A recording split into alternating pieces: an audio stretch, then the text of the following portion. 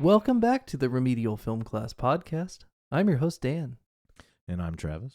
And I'm George. And George, I don't know if you took a plane, comma, train, ampersand, automobile to get here tonight, but we're very happy to discuss that film with those different forms of locomotion. Transportation. Yes. I took an ampersand, personally. Ooh. Oh, you did? I did. Road in... two-wheel or four-wheel? It was no wheels. No wheels. No It wheels. floats. Did you Yeah. even... No keys. Yeah. Oh my God. George, you watch Trains, Planes, and Automobiles. Planes, Trains, and Automobiles. Automobiles, Trains, and Planes. How are you feeling tonight, my man? It's fantastic. Fantastic. Travis, What man, a it great is a movie to be thankful for. How are Yes. you tonight, man? I was hoping it was a Christmas movie, but I'll take a Thanksgiving movie. You've seen this before, right? No, this is my first time. For real? No, he's Stop full it. of it. He's seen Get this the on fuck out of here. No, I It's watched this like twice last week. Me too. Oh my gosh. Full disclosure, only the second time I've seen this movie all the way through. Okay. So, Yeah, you suggested it. yeah, well, I mean, it's a Thanksgiving movie, and I mean, we love the cast, right? I mean, it's all of Yes, our yes. favorite people. A lot of them. This time through, I watched it with one of my kids, and throughout the whole movie, he kept going, wait, I know that person. Wait, I've Mhm. seen him and stuff. I've seen her and stuff. And finally, right before the freak out at the car rental booth, he goes, why is everybody in this movie? I was Because like, yeah, it's a man, John Hughes film. because this is a good movie. Oh, is that why? Yeah. What's funny is I totally forgot Kevin Bacon was in this movie. Dude, I was like, why is Kevin Bacon in this movie for 10 seconds? Right. He's billed as Taxi Racer. Yeah. I'm like, that's Kevin Bacon. He's Taxi Racer in this movie. Yeah. It's so Cameos good, man. galore. It's a And good Ben flick. Stein. Ben Stein. Ben Stein makes an appearance. It's pretty much everybody in Ferris Bueller's except for Matthew Broderick.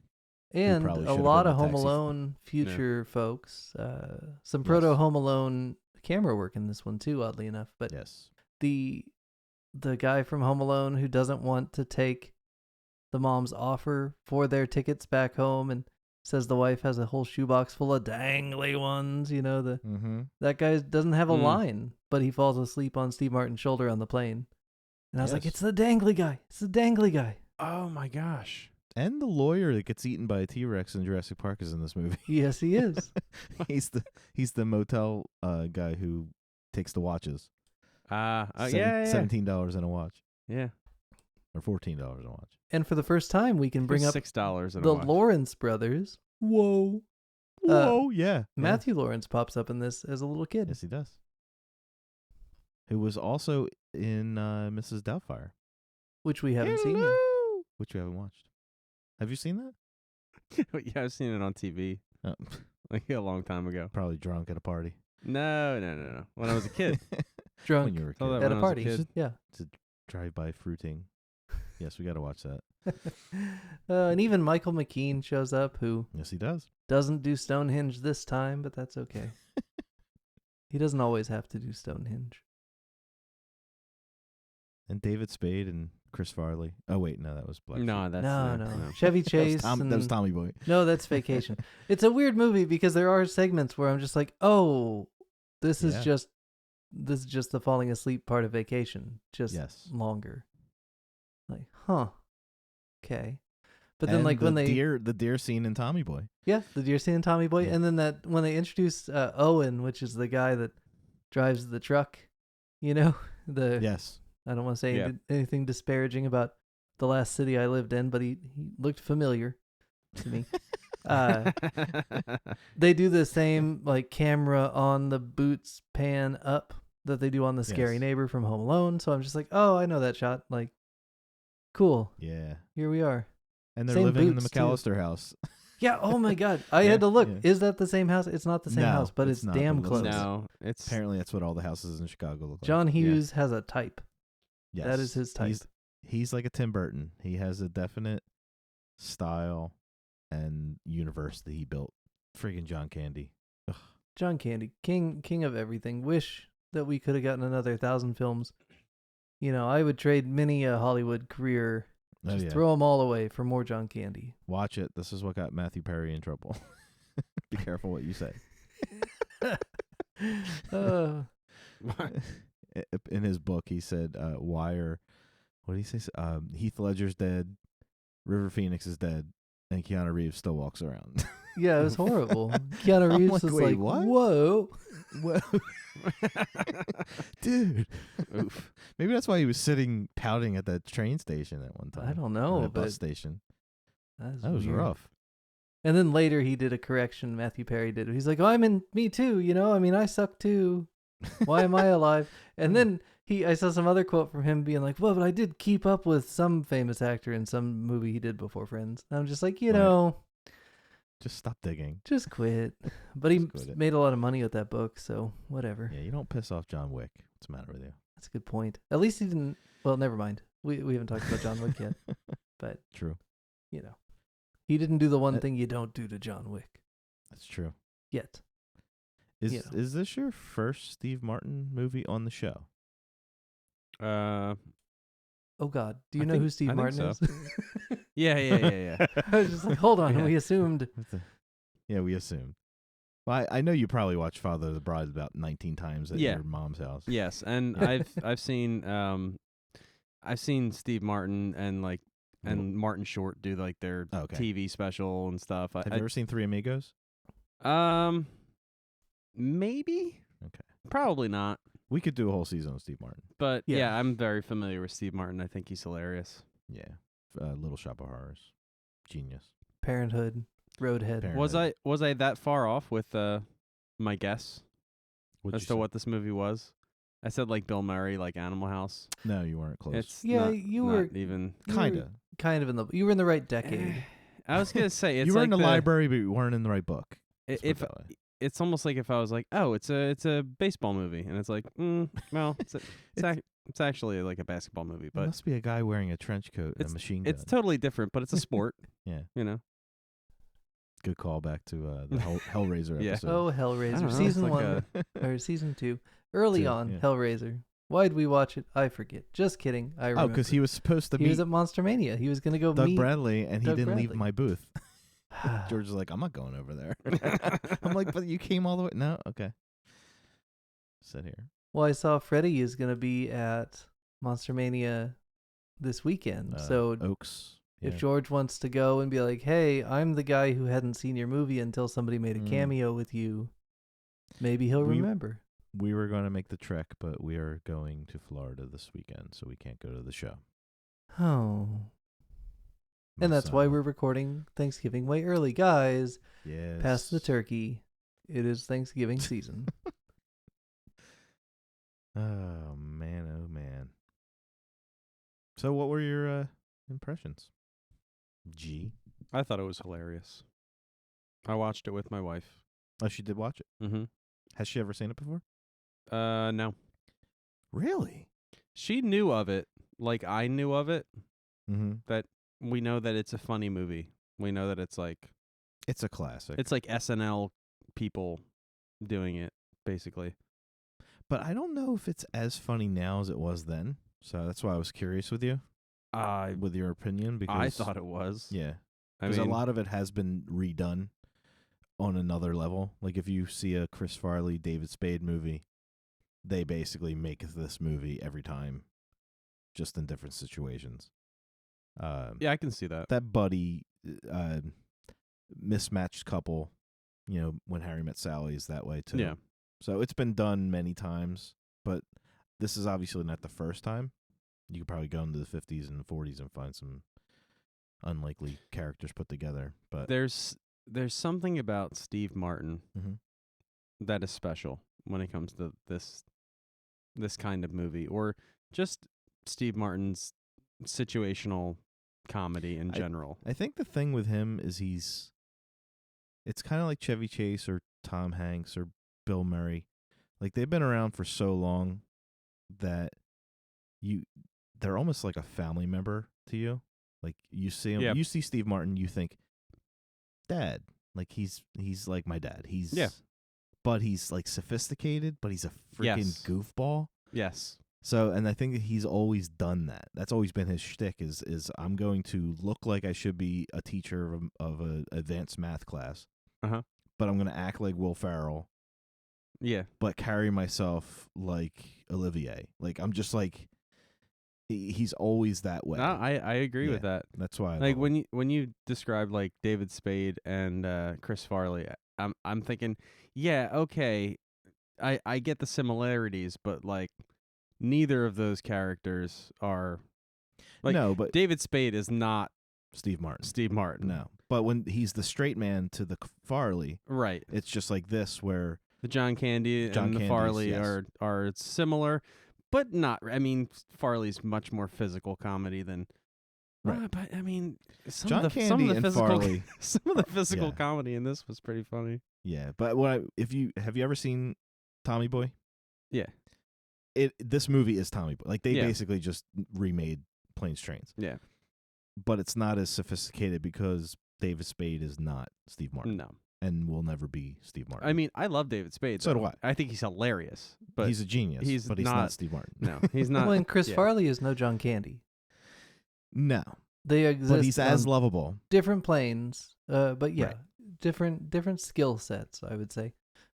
John Candy, though, I would say the difference, if I were to quantify it off the top of my head, is that Chris Farley knows how to be annoying and funny.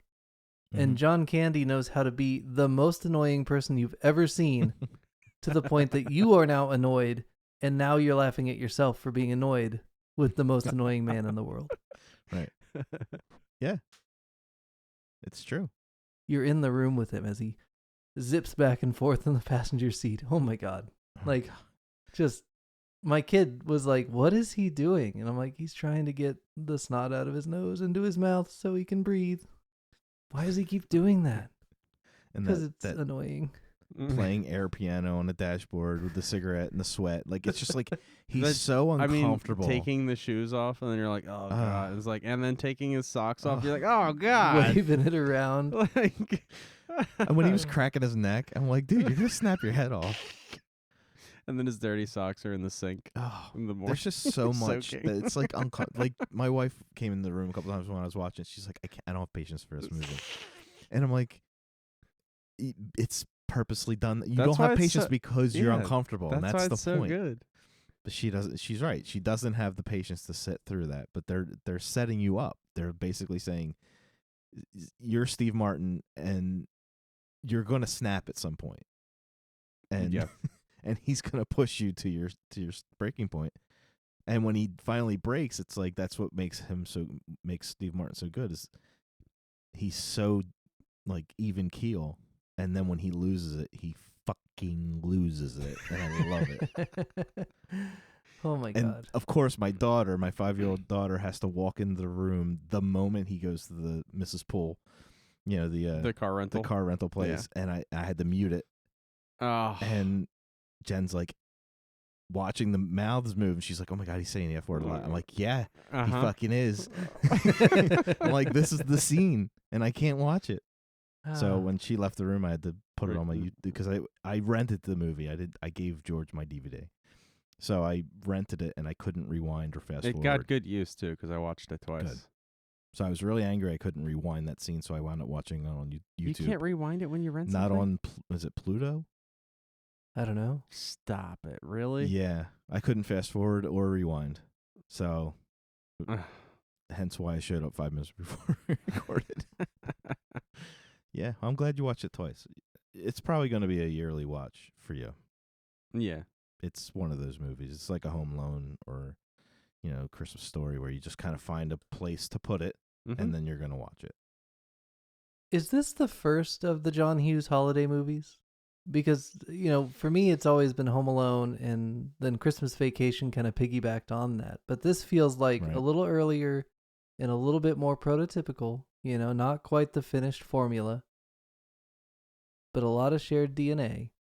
Right. Was there one before this that he had done or that somebody had done? Not a Christmas Story that's like wholesome and Just like takes place in a holiday. but like a funny, intentional, like Vacation on a Holiday. Right. I don't know that I've seen one this funny, this slapstick from the era. I'm sure there were earlier comedies. And they don't do anything like Uncle Buck doesn't take place in any holidays. Right. Home Alone does, but that's Chris Columbus, even though it's written by John Hughes. But a lot of that shared DNA. It's like we're entering with this movie a little like renaissance of still family appropriate, but edgy enough that like you may not let the little kids watch it, but people are going to watch this it is every rated year. R, is it not? If it is, not it's just because of kids-friendly, that I don't one think. scene. I didn't even Yeah. check the rating. I thought it was R. Yeah, Maybe it is not. R. Huh, well, I guess I should check the rating before I let my kids watch movies. Yeah, there's no nudity or anything. Just a lot of fucking parts. with the- Fucking fuck birds, yeah. Now, I've actually been to St. Louis Lambert Airport and parked in a lot very similar to, if not the same lot that they shot this movie in. And luckily, we didn't get left behind by the trolley thing. Mm.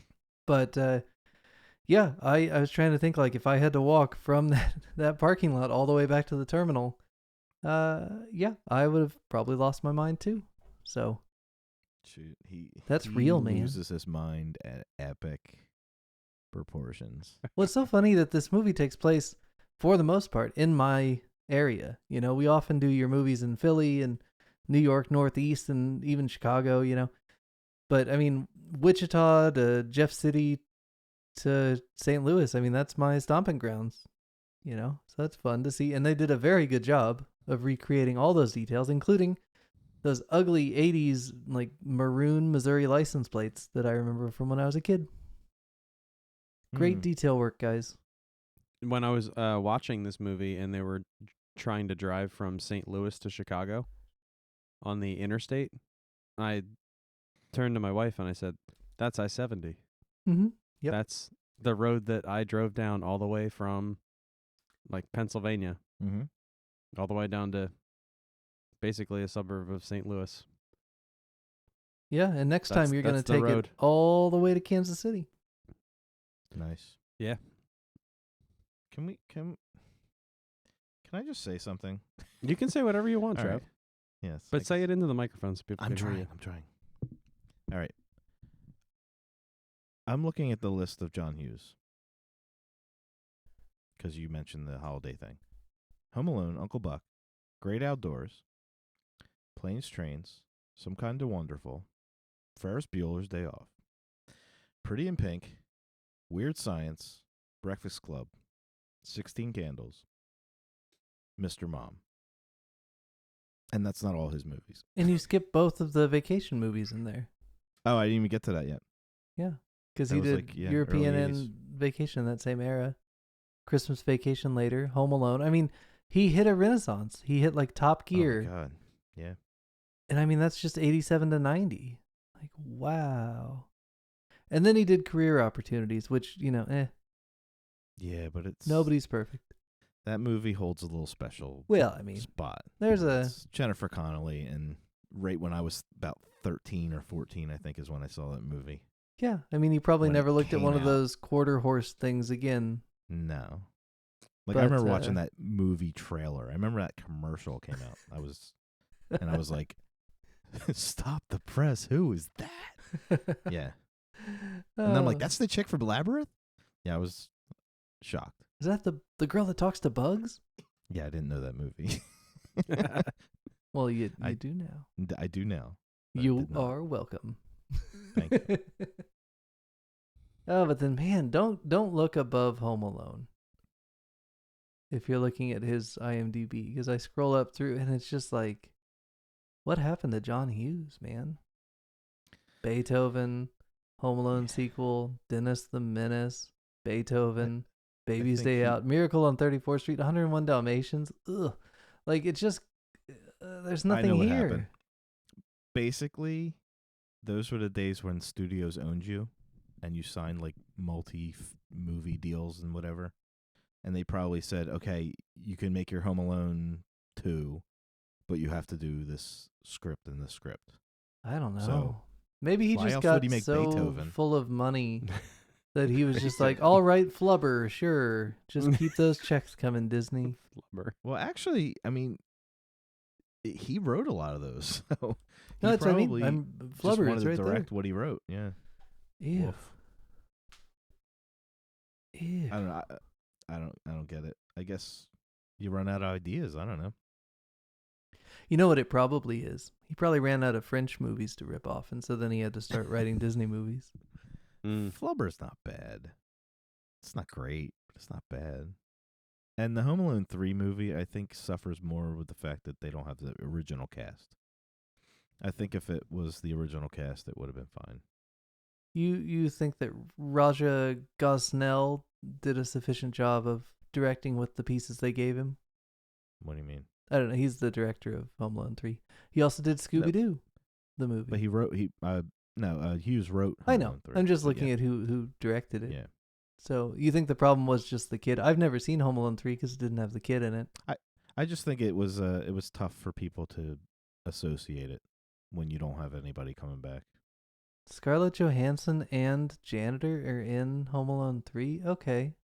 I see you, Home Alone 3. I'll watch you. Mostly it's for not even- Janitor. I'm a big fan of Janitor. But Planes, good movie. I don't know that I love it though, guys. I have a problem with like there are bits that are funny, right? The highway bit, hilarious. A lot of the movie though, it's uncomfortable but not like paced well enough to get me into it. To where like I don't think I can watch this every year. I think I've watched it twice now. I liked it. It had some funny bits that I might watch on YouTube later. And if at any point I lose my mind to customer service, I may quote this movie just to give myself a laugh. Yeah. But I just don't know. I have. I don't know. It has enough for me to come back every year. And the thing about this movie that I don't love is it murders you at the end Yes. in a way that it doesn't deserve, but somehow it has earned, if that makes sense. It murders you in a way that this movie in this genre shouldn't be able to do. And it does so subtly the entire time, to where the first time through, you're not keeping score of all the little hints. Mm-hmm. And then when it delivers that ending, you're just like, oh no, this does compute. They've been doing this the whole time. And then they hit those synth pads, and you're just like, this sounds like Top Gun music. This shouldn't be sad. But for some reason, it all coalesces into murder of the audience. It reminds me of Big, the movie Big, where it's like the happy ending you want, and then you get there, but it's sad. Yeah. But it's happy. Like you're happy, but it's sad. It's too many feelings. Yeah.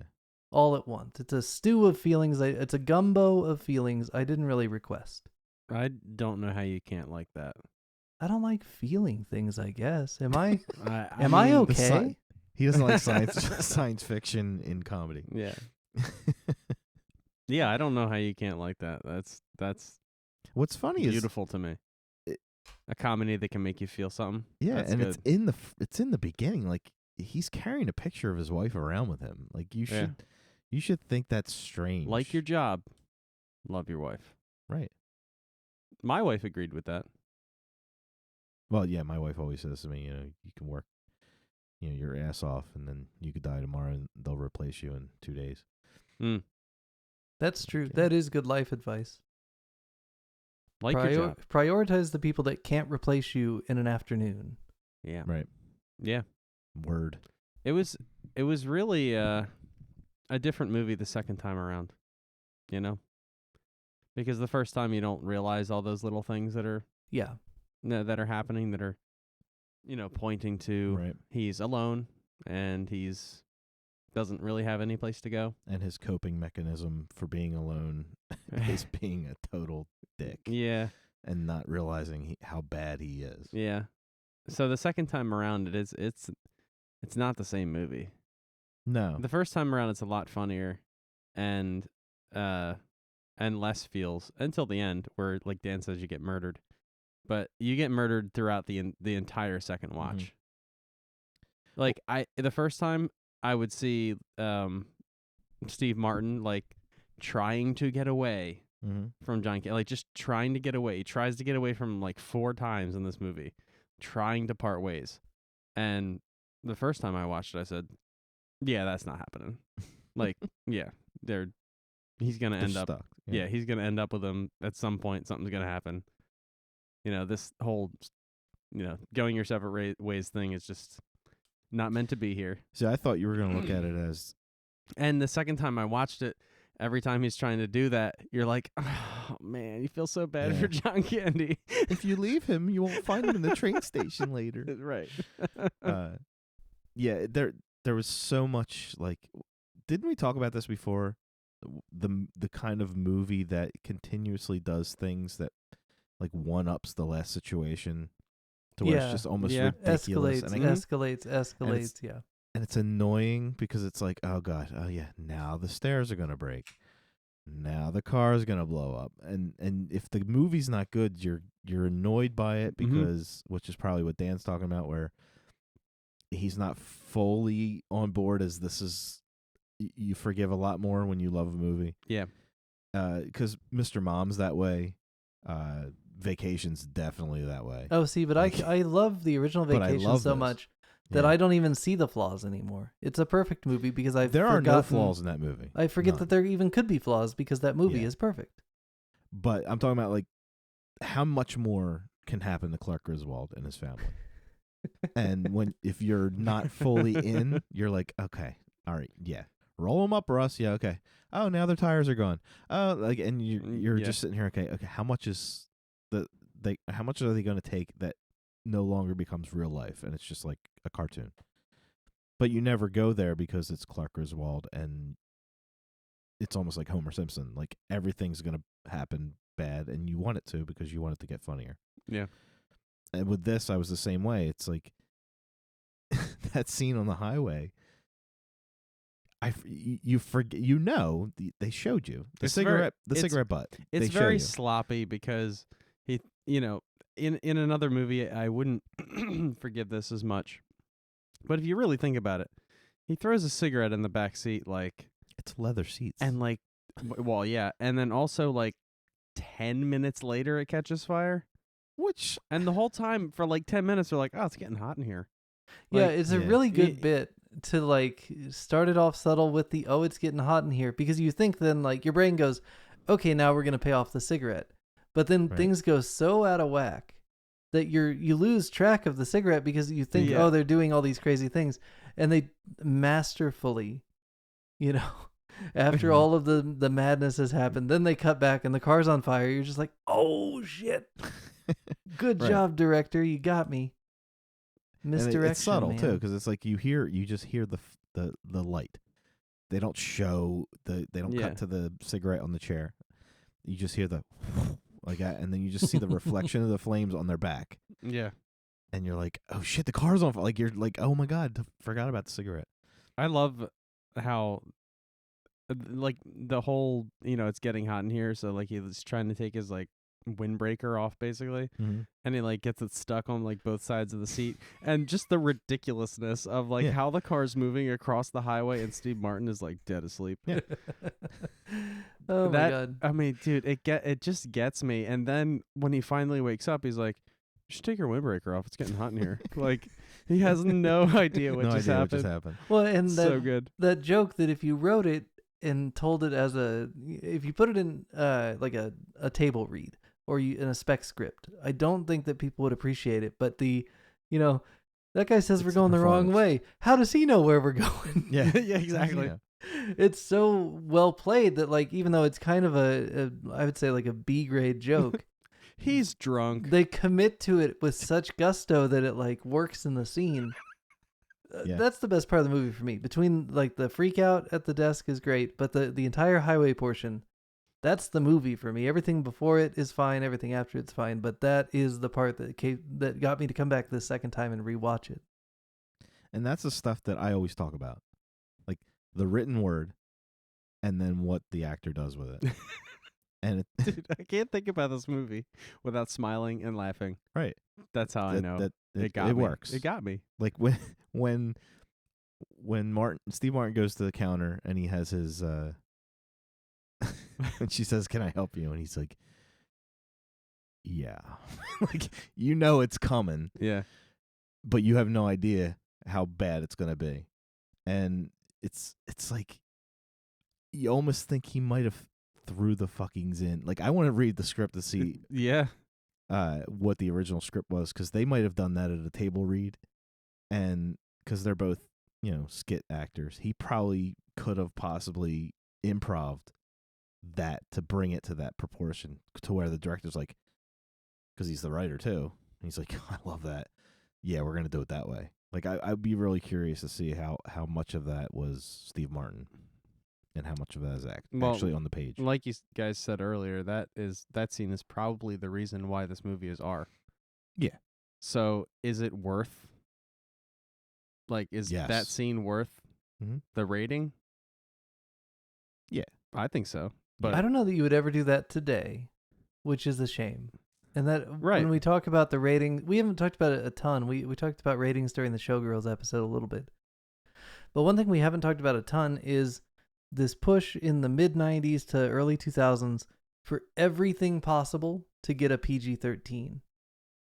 Because, we'll make up the back end with unrated releases on DVD and put the stuff back in, but like, we have to get the 12 to 15 demographic into seats because that's the only people going to movies in those years. And so in no way would a 1999 version of Planes, Trains contain more than the one allowed F-bomb. And that's a shame. You need more F-bombs sometimes. Yeah. I remember Risky Business when that came out. The biggest quotable thing was, sometimes you got to say what the fuck. Like, it was like the one character says that, and it became the battle cry of that generation. Like, you just got to be like, what the fuck, because that's what the character says. And the whole movie's basically characters that are in control, basically just saying, letting things go, and saying sometimes you just got to say what the fuck. And it's so it defined a generation, that kind of attitude, that 80s attitude. And like Dan said, it kind of started going away in the mid 90s, and now everybody's like so friggin' uptight. Yeah. We live in a weird time where you can't have sex in a movie without it being like edgy, but you can have all the crazy weird sex you want, not judging, just noticing, on HBO, which is essentially TV now, right? So TV sex, movies no sex, radio still no cursing, podcasts we can say fuck all day, and it's not even a thing. Like, we don't even have to mark our episodes as explicit, and we just said fuck like 20 times. Right. But by God, you say fuck on the radio, woo! Somebody's getting fined. Maybe. Yeah. I don't know if they still fine people. I hear shit on the news like twice a week now. So maybe we're just past that. I always enjoyed listening to the radio hosts try to maneuver the language to describe shit without getting, fined or bleeped, or what's it, dumped. I listen to a lot of talk radio, Philly sports talk radio, and they very frequently will dump callers because of just accidental profanity that they just can't let on the air. You'll get the Eagles fan call, "Yo, man," and that's all I said. And it's like, wait, what? They just dumped half of the shit he said. It's just all of a sudden he's gone, and they're like, okay, well, and you don't know what happened because it's on a couple seconds delay. It's hilarious. But they dump it, and they're like, all right, well, unfortunately. Speaking of that, I would like to watch that scene at the car rental on regular TV. What's the voiceover? He gets this flipping. Oh my God, I want to know. It says flipping. I want my flipping car. I want my flipping car. I left my flipping keys without the flipping car. Flipping highway. Yeah, it wouldn't work. To walk. You're flipped. Flipping miles across the flipping runway. Come back here. You can smile on my flippin' face. I want my flippin' car flippin' now. You're flipped. Do you You're have flipped, your yeah. rental contract? No. I flipping through it in the flipping air. Or whatever. You're flipped. Wow. You're flipped. Oh, man. This makes me want to go watch Ferris Bueller. I'm surprised Rooney wasn't in this movie. He probably would have been on the payroll if he was by then. He wasn't. He's like Tim Burton type choice for every movie. Kevin Bacon came back for a couple movies too. He liked who he worked with.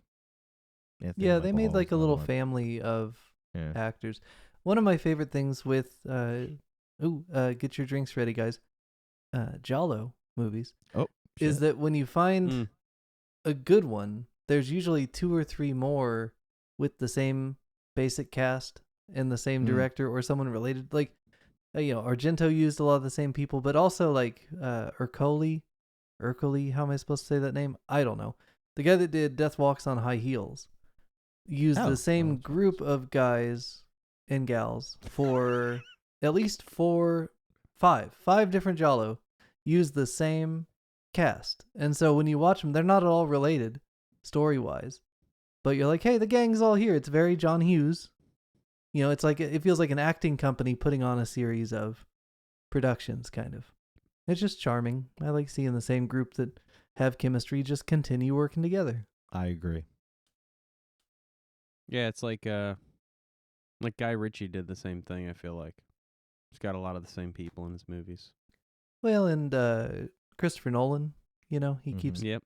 using the same supporting cast with different leads and moving people around. So I like it when people do that. It makes me happy. Me too. It's like coming home. Especially when like there's this magic the first time. Mm-hmm. You're like, yeah, here's another movie that's the same cast. It's got to be good, right? And you're like, yeah, it is. It's home. Yeah. These people make good movies together. Unless it's American Horror Story, and then like by season 3, you're like, yeah, I don't want to see these people anymore. Well, there's that too. Sometimes that happens. But 1 and 2, damn, that's some good acting going on in there. But I'll tell you what. I'll watch these 2 guys in any movie. Yeah. They do. I don't know if they do another buddy film like this. I know Great Outdoors is John Candy and Dan Aykroyd, and that's really good too, to see them 2 together.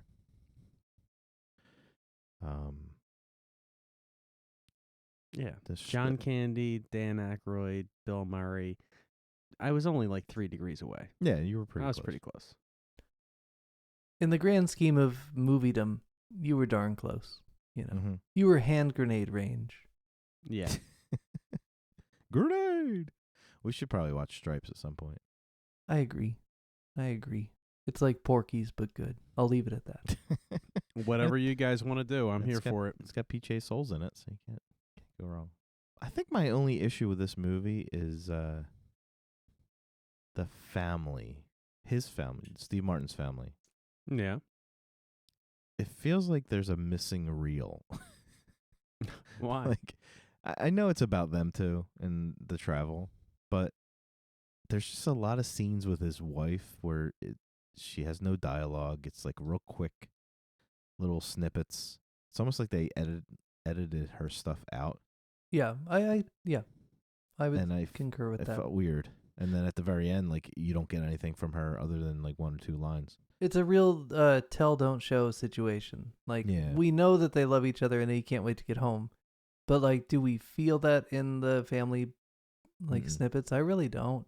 We don't get the Catherine O'Hara from Home Alone like performance from her, which would have been great. Well, maybe you don't get Catherine O'Hara in Home Alone unless you see this movie and go, I'm really not feeling. I need Right. more. I need more out of her. I need, And there you go. but but that's my only complaint. But to I be think. fair, she's really the Steve Martin character in Right. Home Alone, right? She's the one traveling desperately to get home. Yeah. So what you need Yeah. is the mom in this movie in Planes setting traps and trying to kill burglars. In which case, this movie'd be perfect. Wow. This would be As long as it's a killer Santa Claus. that would be a lot for one movie, Right. but I think John Hughes could do it. He probably could. Well, now he can't, but he probably could have. Now, one thing that I will point out, and I don't know enough about this to comment, but I will bring up a thing I saw, which is that the new 4K release of Planes that comes out on November 22nd or so contains a lot of extra footage. And I heard a little bit of chatter about a potential like John Hughes cut. Like there might have been some stuff that he lost in this movie to producers that he wished he had kept. So I don't know if that's a thing that you guys should be aware of, but maybe check out that new release and see if there's like more to this story. Yeah, maybe you'll find the wife and kid in those cuts, or maybe you'll find even more funny bits, or even more sad bits, or the rest of that horrible bus scene that I was just like, "Don't kiss on the bus, kid." When that was probably also R rating contributing. I don't know. That's PG-13. It was still hilarious because my kid was just like, "Ew, kissing," and I'm like, "Yes, keep that attitude. That's Speaking the of right that, attitude." we didn't even talk about it. It's the friggin' DVD is called this. What? This is the Those Aren't Pillows edition. Oh. Like that scene when he's like, "Where's your other hand between two soft pillows?" But like that scene when they jump up and he's like, "Oh, how about those bears?" Like, Oh God, that was so funny. I was like, "What's the manliest thing we can do right now?" that was always our response as kids and I don't know why, because I don't. Maybe we saw it on regular TV, but I remember watching this as a kid, but I don't remember it being so obviously not R-rated. And my parents weren't the kind of parents who would be like, "Oh, you can't watch that movie because it's Yeah. But maybe I just kind of blocked out the. So how about them F-words? bears? But yeah, you always said that when you got caught doing something a little Sus. sus. You But kind of dude, I need it was- at the end of this movie, man. It's like the sense pads hit, and you find out everything's gonna happen, and then you turn to the guy next to you in the movie theater and you go, "How about them Chiefs? Yeah, Patrick Mahomes, real good football. Throws it real deep." And what is it? The one farmer guy in the truck says about the girl. Her baby came out sideways. And she didn't even scream.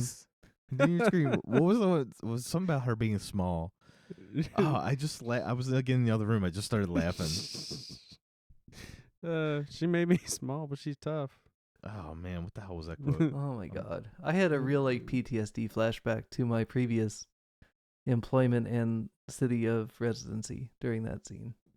It felt very real, guys. Yeah. I know those people. They're fine people. But boy, that's real.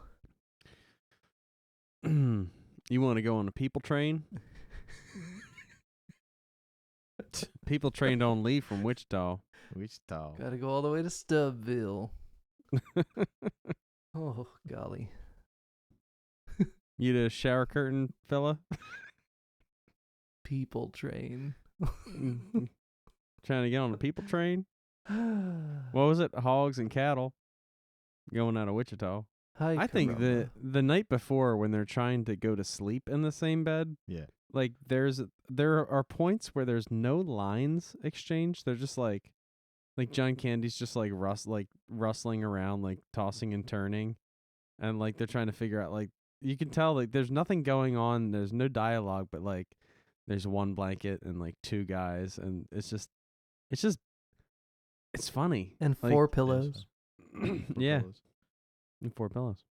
And Steve Martin's like, he's acting with his expression on his face because you got John Candy behind him doing, X, Y, and Z, talking, clearing his sinuses, God. just the whole bedtime routine. And the whole time, And then he finally snaps. Steve Martin's face is doing acting where there's no words. Mhm. It's so fantastic. To me, it's like that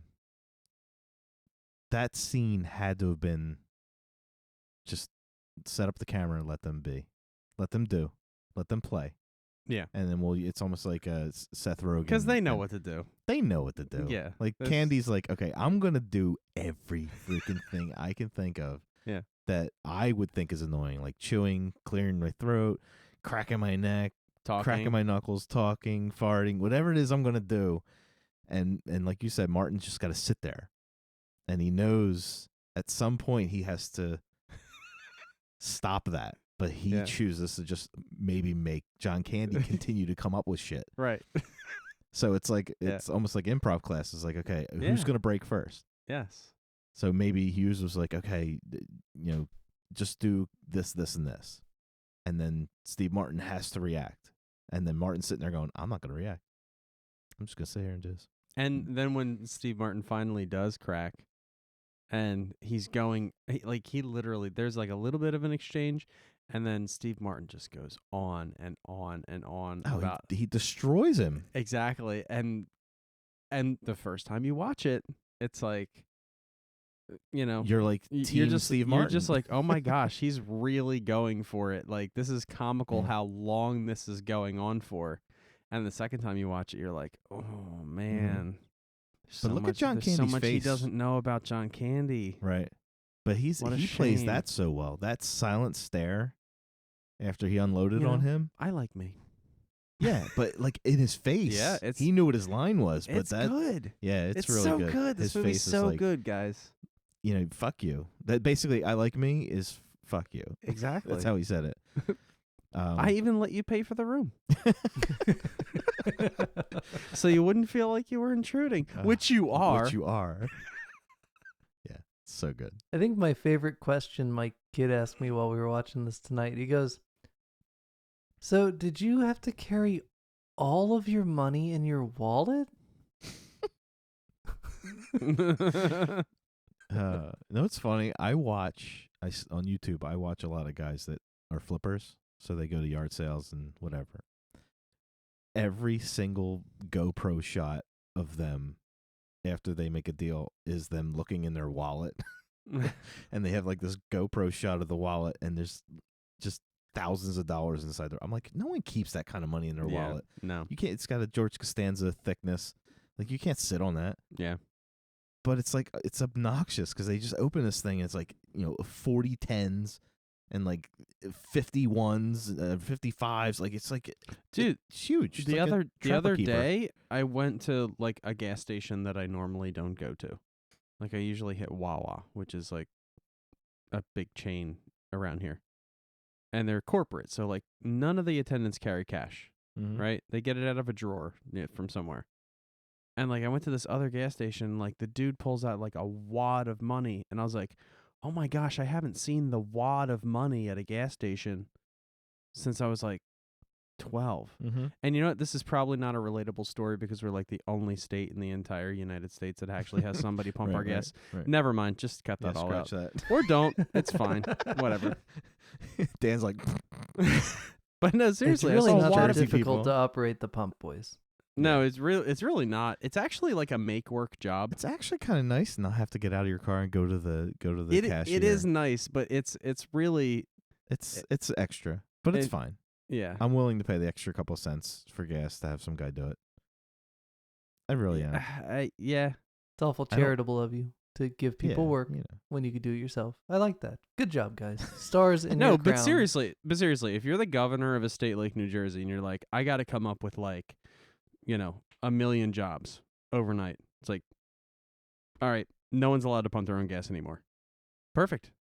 You just created 1 million jobs. Now, if only they'd also make it illegal to vacuum your own floors and mow your own grass, I would be the happiest kid in the candy store. That's what I'm saying. It's a make work kind of job. Just like, come on over. We manufactured the job, gas pump attendant.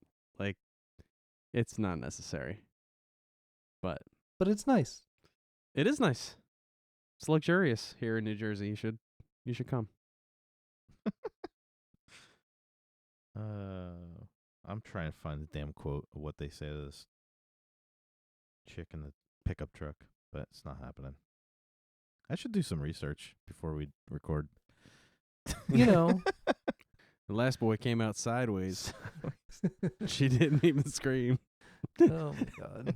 Yeah, just the physical comedy of her like nursing or holding a small infant, and then him giving her that look, and she has to hand the infant off to another kid to come out and carry their luggage is so funny. But it's quick, it's good. Like this movie until the sad part, and then I'm like, man, why you gotta go do that? It's But fine. it has to. It's fine. Yeah. It's love. It's life. It's emotion. Ugh. It's good stuff. I think I found it. Feelings, ew. It says, is it very heavy?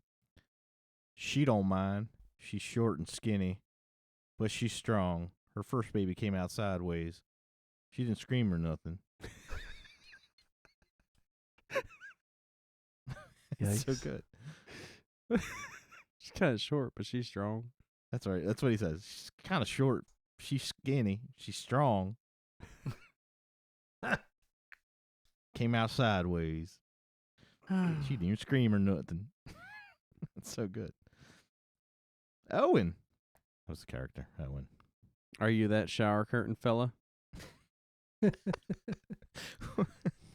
were those ivory rings he was calling them?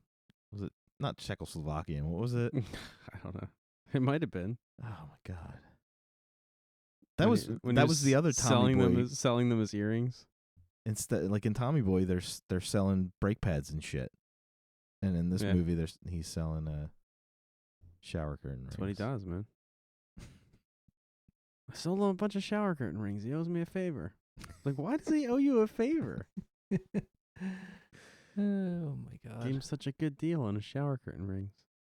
You can't get a hotel room with shower curtain rings. I don't know, when you go to those motels, you probably can.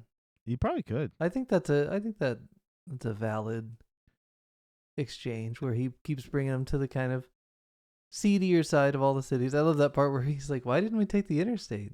I thought you'd want to look around." He looks totally uncomfortable the whole time. Hell, the owner of my company did a whole reality show on that, on the $1 billion buyer, where he would find out from other people, like you would suggest shit you make or you have or you bake or whatever it is you do.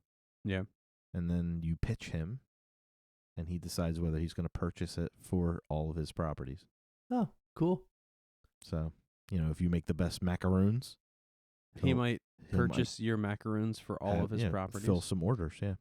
And he's a casino guy? Mm-hmm. Restaurant guy? Well, he's a restaurant and casino guy. Tillman. If you make the best cannolis, do you get to walk away, or do they just take your cannolis and leave you in the car? I don't know. Inquiring minds want to know. Come on. This isn't the The good old days. The 50s, 60s, and 70s, And 80s. and 80s anymore. Oh man. Any final thoughts on planes, trains, ampersand, automobiles? I don't know. If you haven't seen this movie, see it. It's good. It's good stuff. See it twice. Well, it's a good Thanksgiving watch too. I mean, when you're with family who you love, or if you're around family you don't love so much and you want to ignore them for an hour and a half, good movie for the season. It's a good background movie too. Like if you're doing shit, you put it on. You're gonna stop and watch a couple of the scenes, but it's good background. It's pretty quotable too. Very. Like if you want a movie to watch that you can, maybe live your life by for a few months, be like, let me try to just, live this way. I'm going to try that next time someone lays into me and like screams at me for like 3 minutes. I'm just going to look at them right in the eyes and go, my wife likes me. I like me. A lot of lessons to be learned in this movie. Yeah. Well, I like me. Love it. My wife likes me. So go fuck yourself. Basically. Oh, man. The question becomes, where do we go from here, guys? So we have 1 week left in November. And after that, I'm sure things might get a little holiday-oriented for a few weeks. I've got a couple of really good Christmas-themed slashers for you that Travis won't let us watch. But I've got them here in case you change your mind. Hey, I got Scrooged on this show. I'm fine with. Scrooged was really good. Yeah. I mean, there's a couple holiday stuff. I mean, there are 5 Silent Night, Deadly Night movies, and we've only oof. seen 2. So there's still hope for me. Scratch that. We saw 1. You watched 2. Well, I mean, 2 is just 1, basically, again. So Right, you've right. seen You 2. showed us enough clips of 2 to where we got so much eyebrows. Right. We were just done. Garbage Day. We have to watch. Garbage I would think Day. Gremlins is a good Christmas movie, but I've seen yeah, that. we'll see. We We'll should have still to watch see. it. We'll Nah, have to see. Yeah, you're right. But anyway, we have 1 week left in November, and so I was racking my brain to come up with something that feels like November, looks like November, and what is November besides Thanksgiving? And I think I have the perfect answer. So guys, Stripes. we are watching 1970s Whirlpool, directed by Jose Ramon Larraz, which, if you remember back to our Friday the 13th episodes, we've been talking about that movie since the beginning of this podcast, like from almost day 1. Have we? Dan has. Dan has. And you probably don't even remember it. You might have to go back and listen to the Friday the 13th episodes 1 and 2. He does bring it up quite a bit. It came up a Yeah. lot during the Friday stuff Not from us. from me. Dan has been talking Dan about has been it talking about it since So- season day 1. one. Okay. I don't want to tell you It's too like- much about the movie because it's underseen, and for any of our listeners who haven't seen it yet and don't want to go out and buy 3 movies from Arrow, because you have to buy it in a 3-pack. I sent it to you, George, years ago. But it is, last I saw, it was available on YouTube in a mediocre but watchable quality. So if you don't own it, if you don't want to rent it, it's out there on YouTube. But George has the Blu-ray that I sent him years ago. It is a lot of things. And in many ways, it is unlike anything we've watched on the show so far. But I don't want to talk too much about why. But just so that you guys know, the Friday the 13th and Friday the 13th Part 2 episodes, it comes up quite a bit in the analysis portion. I argue that the DNA of Friday the 13th contains more Larraz than most people would assume. And I whether or not I'm right, who knows? But there's the potential that this is one of the great grandfathers of the Friday the 13th movies. Also, some other American movies that we'll talk about and maybe watch someday if we really feel like going that way. And it looks like November the whole time. So, Okay. So we're not watching Stripes? not watching Stripes, not yet. I'll watch Whirlpool. If it's not good, I'll watch Stripes, and then me and you can talk about Stripes while Dan talks about Whirlpool. It'll be a really great episode. That would be hysterical as I posit points about Whirlpool and you respond with points about Stripes. That might be our best episode. Oh, God. It's the widest Holy audience catching that we can It's like come we're up just with. casting. Well, with the Casting on a right hook. with the We'll get right someone. thumbnail from Stripes, it might get us all the hits. This is true. Ooh, true. I'm So glad you said hits. just wait till you see Whirlpool, guys. You don't even know. You don't even know what you're getting into. And actually, most people don't, because it's a terribly underseen movie from a guy that, by name, you don't know who that is. Larraz Mm-mm. later directed a movie called Vampires with a Y instead of an I. Very famous amongst the horror crowd, but that's like his standout movie. It's real good. We might watch it if we get to vampire movies at some point. He also did a bunch of crappy slashers in the late 80s that were really bad, but charmingly so. But this was when he was still good and edgy and had something to say. What's your name? Let me get this straight. Is it Larraz Al Ghul? Every time he says Larraz, I think of that. Larraz Al Ghul. So good. Can't wait, Great man. movie. Whirlpool, been looking forward to talking about this movie for over 2 years. Nearly 3 years. So let's get it done. Let's hope you like it. And if you do, later, maybe we'll watch Vampires. But for now, thank you for joining us on the Remedial Film Class Podcast. As always, you can find us at facebook.com/remedialfilmpod. We'll see you back here next week for a post-Thanksgiving but still November episode of Whirlpool from 1970. Be sure to check out our Friday the 13th Part 1 and 2 episodes for the analysis portion so you have some context for why we've been talking about this movie on and off for 2.5 years. Happy Thanksgiving, everybody.